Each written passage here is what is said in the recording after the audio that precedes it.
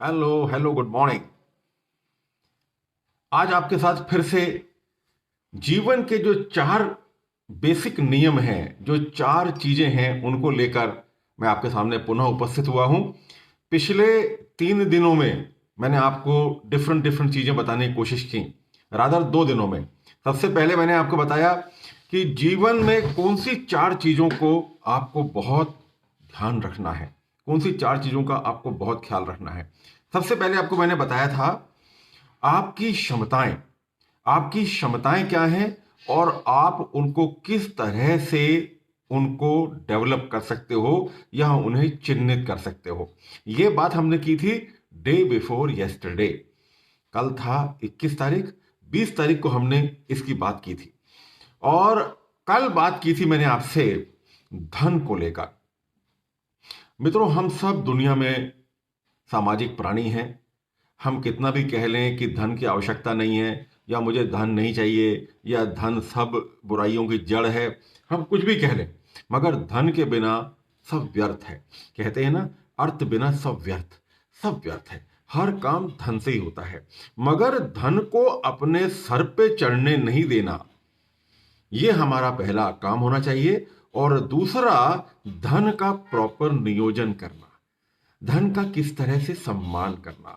यदि ईश्वर आपके पास आपको ऐसी सुविधाएं दे रहा है, यदि आपको इस तरह की हिम्मत दे रहा है कि आप धन कमा सकें, तो उस धन को कमाकर उसे सही ढंग से उपयोग करना आपका बहुत बड़ा कर्तव्य है। तो कल मैंने आपसे बात की थी धन का किस तरह से संयोजन करते हैं। तो इस तरह से हमने पिछले 2 दिन में जीवन के जो 2 इंपॉर्टेंट पहलू थे उनकी हमने बात की। और आज मैं आपसे तीसरे पहलू पर बात करने जा रहा हूं, और वो तीसरा पहलू है हमारे सगे संबंधी। हमारे सगे संबंधियों से किस तरह का हमारा व्यवहार हो, इसके ऊपर हमें बहुत ध्यान देने की आवश्यकता है। क्योंकि आपके परिवार का स्वरूप, आपके परिवार का चरित्र आपके सगे संबंधियों के व्यवहार से ही बनता है।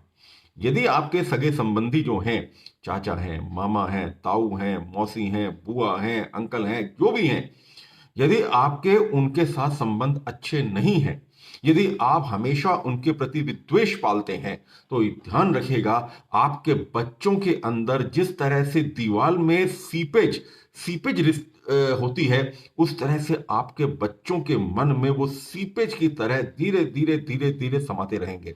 और उनके मन में हमेशा आएगा कि संबंधी तो होते ही ऐसे हैं, संबंधी तो होते ही नफरत करने लायक हैं, संबंधी तो होते ही घृणा करने लायक हैं, और उनके मन के अंदर ये बात बैठ जाएगी। आज ऐसे कई परिवार हैं, मैं ऐसे कई परिवारों को जानता हूं जिनको अपने सगे संबंधियों से नफरत है, जो उनके प्रति विद्वेष रखते हैं, और पूरी तरह से एक्टिंग करेंगे। एक्टिंग कैसे करेंगे? उनका फोन आएगा तो बड़े नम्र बन जाएंगे, उनके यहाँ शादी ब्याह होगी तो बहुत अच्छी तरह से पहुंच जाएंगे, मगर मन के अंदर विद्वेष रखेंगे। ये विद्वेष आपकी बातों में, आपकी बोलचाल में, आपके बच्चों के सामने आता है। आपका आपके मान लीजिए आपके मौसा जी के साथ या आपके साले साहब के साथ आपका विद्वेष चल रहा है। आप आपका विद्वेष आपके सर पर चढ़ के बोलेगा। आप उनकी बातें अपने परिवार में करेंगे, आपके बच्चे सुनेंगे, तो उनके बच्चों के मन में हमेशा ये आएगा कि जो मेरे मामा है ना, ये नफरत करने योग्य हैं, ये मेरे को हमारे पिता को बहुत परेशान करते हैं। अब आप पता नहीं कौन सी चीज गांठ बांध के बैठ गए हैं जो आप हमेशा से उनके लिए ऐसा बोलते हैं।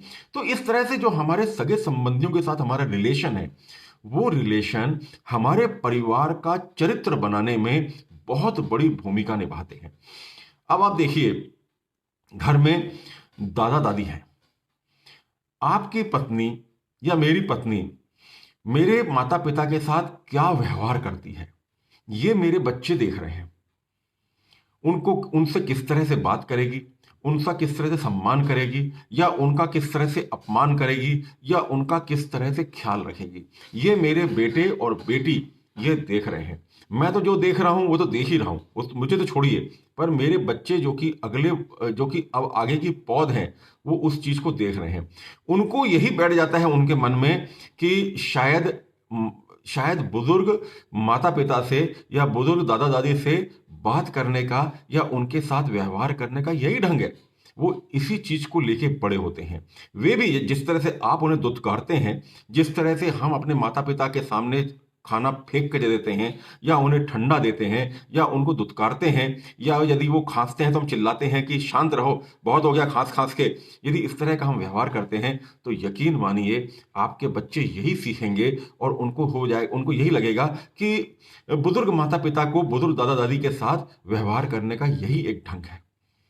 मित्रों, हम अपने परिवार में जैसे दूध में जहर घोलते हैं ना, ऐसा जहर घोल रहे हैं। तो सगे संबंधियों की हमेशा से आपको कदर करनी है।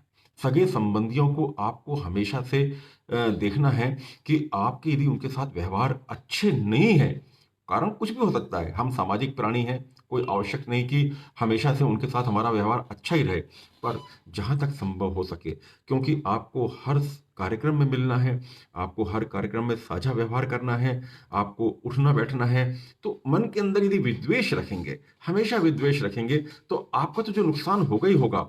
आप तो अपने ईगो को शांत कर लेंगे, मगर अपने बच्चों के लिए बहुत गलत लेसन देंगे। बच्चे वो लेसन देखकर, वो लेसन समझकर बहुत बुरा बर्ताव करेंगे और उनका भी जीवन इसी तरह से बनेगा। एक हमारे मित्र हैं, उनकी वाइफ की उनकी माँ के साथ, मतलब अपनी सास के साथ बिल्कुल नहीं बनती। घड़े बट्टे का बैर है, घड़ा बट्टा का बैर है। बीच में दीवार तनी हुई है, दीवार के एक तरफ वो रहते हैं, दीवार के एक तरफ हमारी सास रहती है, उनकी सास रहती है। तो जिस तरह से दोनों के बीच में युद्ध होता है, उसमें जो छोटे छोटे बच्चे हैं वो पिसते हैं।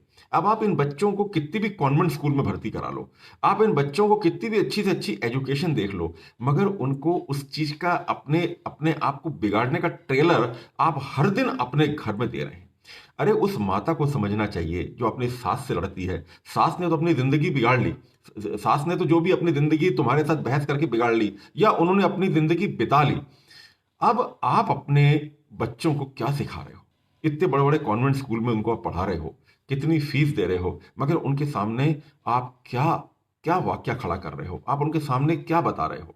तो दोस्तों, सगे संबंधियों के साथ आपका व्यवहार आपके परिवार को ही स्ट्रेंथ देगा। एक अच्छे भाव रखिए अपने सगे संबंधियों के साथ। यदि आप उनके साथ ज्यादा अच्छा बर्ताव नहीं कर सकते हैं तो एक दूरी मेंटेन करिए, पर उनके विषय में कुछ बोलिए नहीं, अनडिसेंट कुछ मत बोलिए, अपने घर में मत बोलिए, अपनी भड़ास मत निकालिए, और खासकर बच्चों के सामने, क्योंकि रिश्ता तो रिश्ता है, रिश्ता नहीं आप काट सकते। रिश्ता तो रिश्ता है। यदि मामा का रिश्ता है, साले का रिश्ता है, जीजा का रिश्ता है, मौसा का रिश्ता है, बुआ का रिश्ता है, रिश्ता जो बन गया है वो रिश्ता तो रिश्ता है। दोस्ती आप एक बार तोड़ सकते हो, दोस्त से दूर हो सकते हो, मगर रिश्ता आप नहीं तोड़ सकते। रिश्ता तो रिश्ता है। उस रिश्ते को निभाना आपका धर्म है, उस रिश्ते को निभाना आपका कर्म है, और उस रिश्ते को आप हर तरह से निभाइए जहां तक हो सके। यदि बहुत अच्छा आप दोनों के बीच में बर्ताव है, अच्छा बर्ताव रखिए, अच्छी बातें करिए, अपने परिवार में उनकी बातें करिए और अपने आप को धन्य समझिए। यदि किसी कारणवश आपका उनके साथ अच्छा बर्ताव नहीं है, आप दोनों के बीच में तनातनी है, तो दूर हो जाइए, दूर हो जाइए। एक दूसरे के खिलाफ कुछ मत बोलिए, एक दूसरे के खिलाफ कोई भड़ास मत निकालिए, खासकर बच्चों के सामने। जिस समय मौका पड़ेगा उस समय आप सामने खड़े हो जाइए, नहीं तो विड्रॉ कर जाइए। तो तीसरा पहलू एक सफल जिंदगी का यही है कि आपको अपने सगे संबंधियों के साथ बहुत अच्छा बर्ताव करना चाहिए। चौथा पहलू लेके कल मैं आपके सामने उपस्थित होऊंगा, और फिर परसों मैं इसका पूरे का सारांश बताऊंगा। तब तक मेरे साथ आप जुड़े रहिए, और कल आपसे पुनः मुलाकात होगी। आज इतवार का दिन, छुट्टी का दिन। आज के दिन के लिए आपके क्या कार्यक्रम हैं, आपने आज के दिन को किस तरह से बिताने के लिए सोच रखा है, उस पर विचार कीजिए और आज के दिन को प्रोडक्टिव डे बनाइए। Have a nice day. शुभ दिन।